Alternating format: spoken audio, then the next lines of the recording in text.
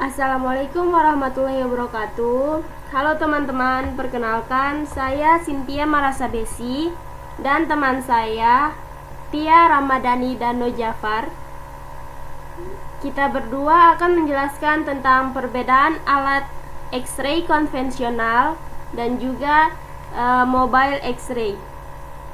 Dengan saya sendiri, saya akan menjelaskan tentang alat X-ray konvensional. Nah, masuk ke pembahasannya. Ada 3 pokok bahasan yang akan kita bahas pada hari ini, yaitu pengertian dan juga bagian alat-alat dari X-ray konvensional, dan juga blok diagram dan cara kerja dari alat tersebut.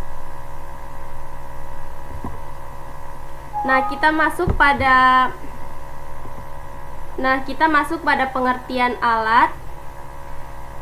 X-ray konvensional adalah pesawat medik yang bekerjanya menggunakan radiasi sinar X, baik untuk keperluan fluoroskopi dan juga radiografi.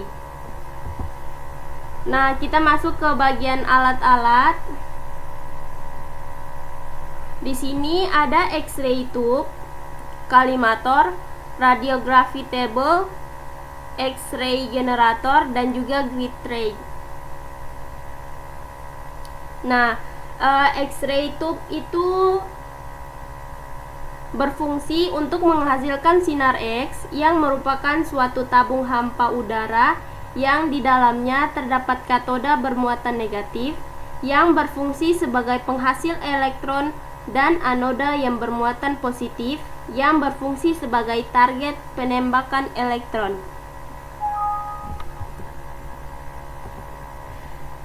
Yang kedua ada kalimator.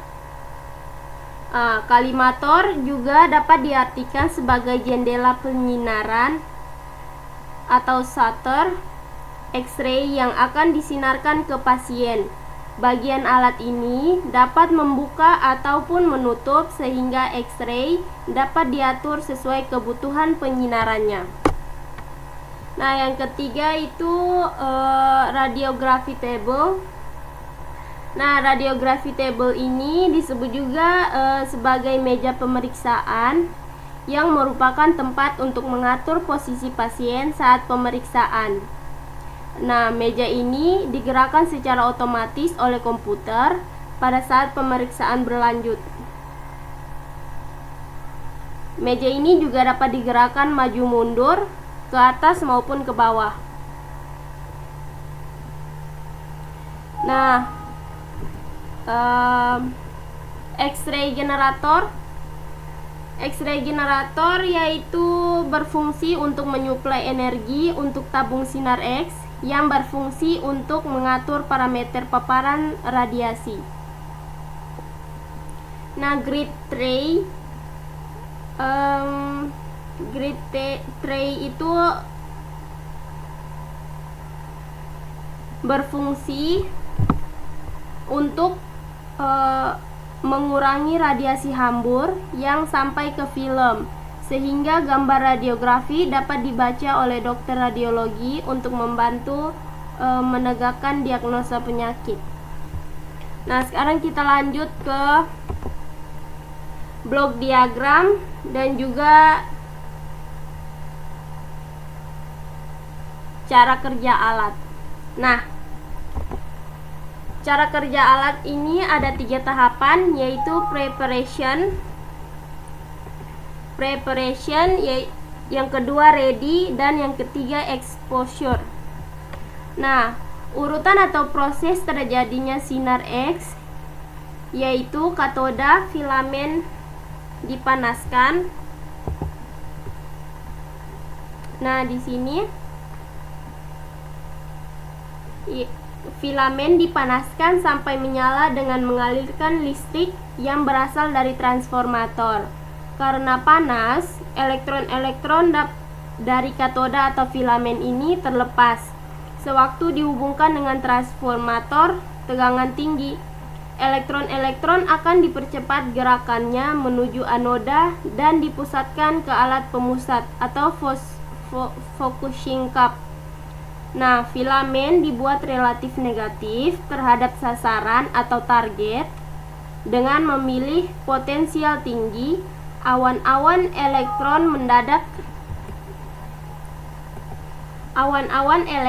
mendadak dihentikan pada sasaran atau target sehingga terbentuk panas, yaitu lebih dari 99%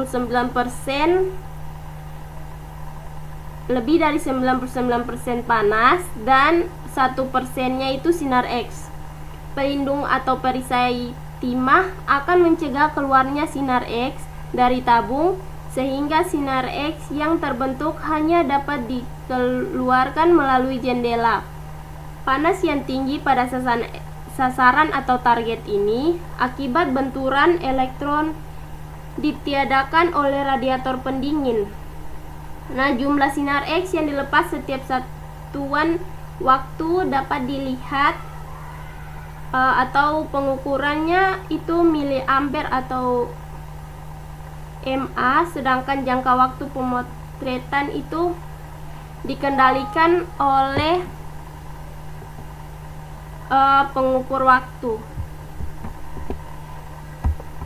Nah, terima kasih.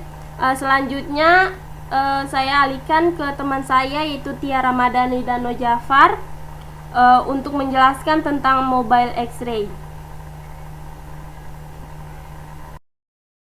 Halo teman-teman, kembali lagi bersama saya Tia Ramadhani dan Jafar.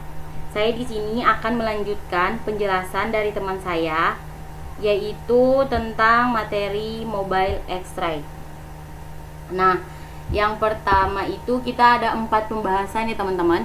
Jadi yang pertama ada pengertian, yang kedua ada cara kerja dari mobile X-ray, terus yang ketiga blok diagram, yang keempat itu bagian-bagian alat.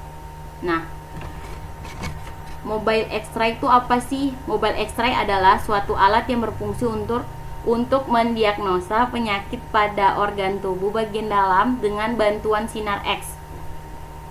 Atau lebih gampangnya tuh dikenal dengan tes pencitraan yang digunakan dokter untuk melihat bagian dalam tubuh tanpa harus melakukan pembedahan pada pasiennya. Nah, kemudian selanjutnya yaitu cara kerja dari X-ray. Gimana sih cara kerjanya pesawat X-ray mobile ini? Nah, prosesnya itu sama seperti penyinaran X-ray lainnya atau pemeriksaan dengan menggunakan pesawat sinar X lainnya, di mana sebelum screening itu dilakukan, dokter atau ahli radiologi akan memberitahu kepada pasien untuk mengatur posisi tubuh. Hal ini digunakan atau dilakukan untuk mendapatkan gambar yang jelas. Nah, jadi sebelum melakukan pemeriksaan, pasti dokter atau radiologi itu memerintahkan untuk pasiennya mengatur posisi tubuh dengan baik. Ketika X-ray bersentuhan dengan jaringan tubuh, alat tersebut akan menghasilkan gambar pada film logam. Nah, di sini tuh jaringan lunak seperti kulit dan organ tidak mampu menyerap sinar X, sehingga sinar akan melewatinya. Sinar hanya dapat terserap oleh bahan padat di dalam tubuh.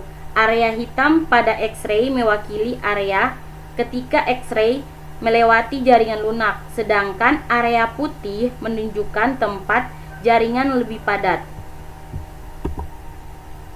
Nah, kemudian sekarang tuh masuk ke blok diagram dari X-ray tube ini, X-ray mobile maksudnya ya. Nah, yang pertama itu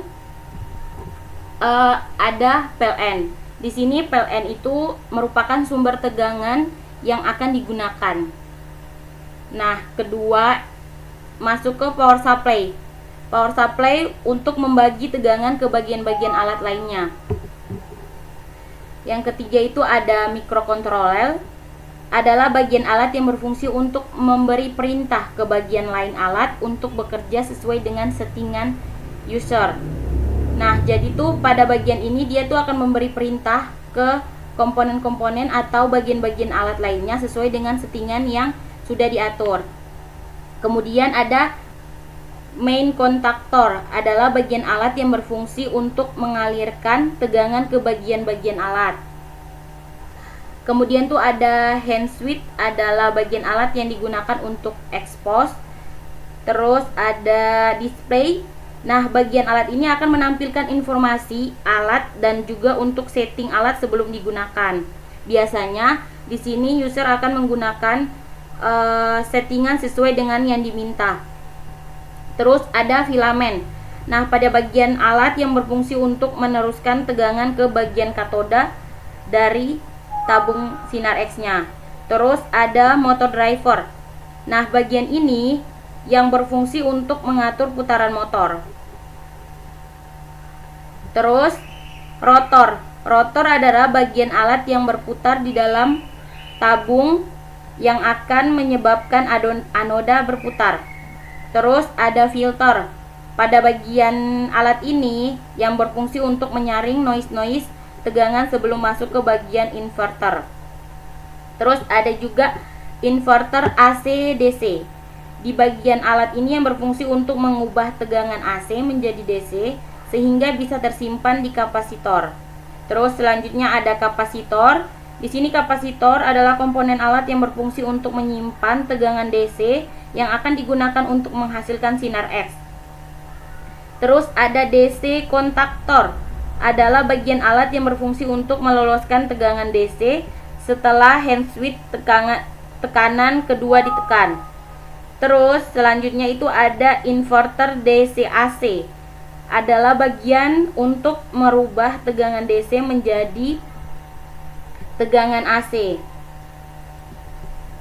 frekuensi tinggi yang nantinya akan dikirim ke anoda. Terus yang terakhir itu ada tube.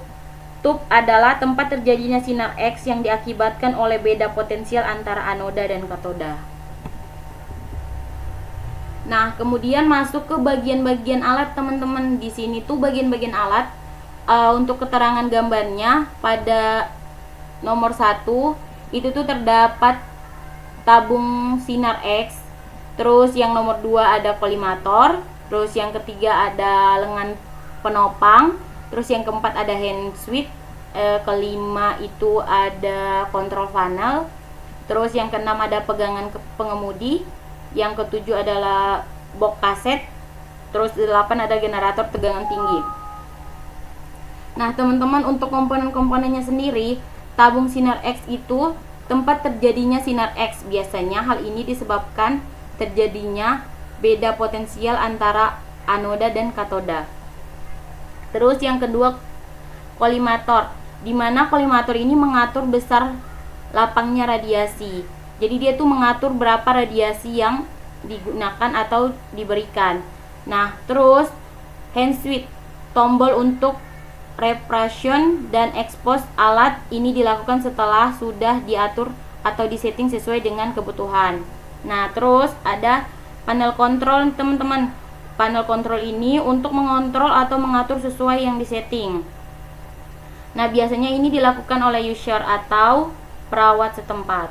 Nah, terus yang selanjutnya itu ada pegangan pengemudi. Nah, di sini tuh biasanya untuk mendorong alat tersebut.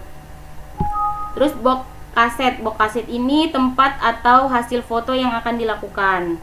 Nah, terus terakhir generator.